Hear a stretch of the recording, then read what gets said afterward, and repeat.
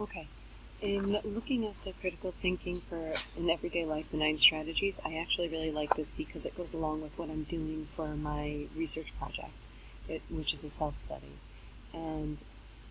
really what I want to do for that project is to create something that is a way that I can affect myself to affect my classroom. So it really is about time management and learning how to think more critically in order to inspire my students to do so as well.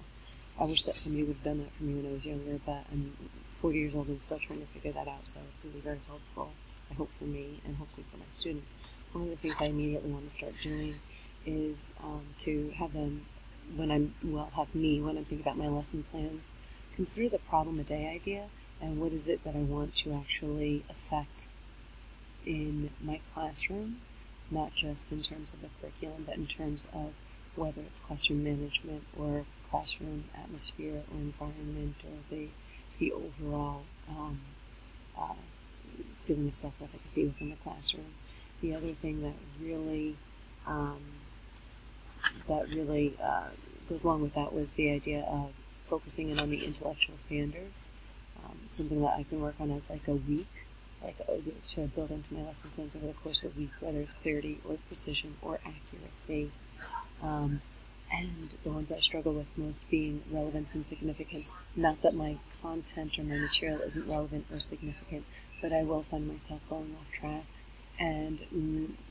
always coming back to the subject at hand, but I feel like I take a very circuitous route, and while I feel that is somehow part of my teaching method, I would like to be more in control of the amount of times that I actually do that and give into that sort of tangential thinking and speaking.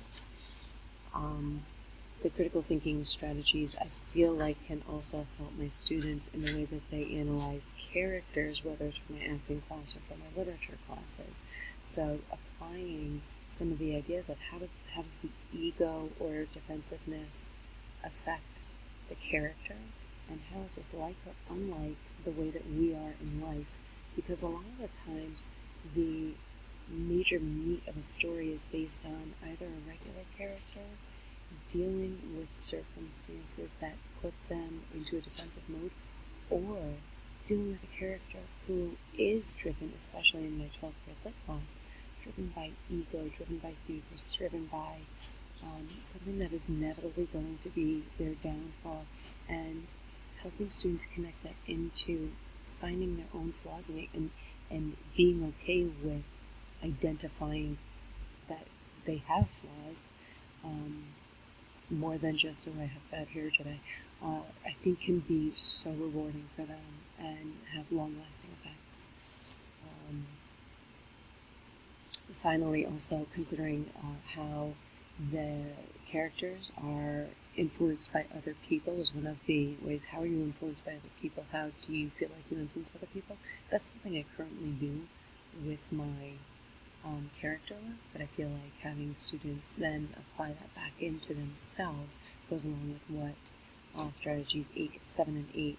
discussed. So I feel like there's a lot for them to sort of grab onto from this, and a lot for me to instill in my lesson plans in order to help them with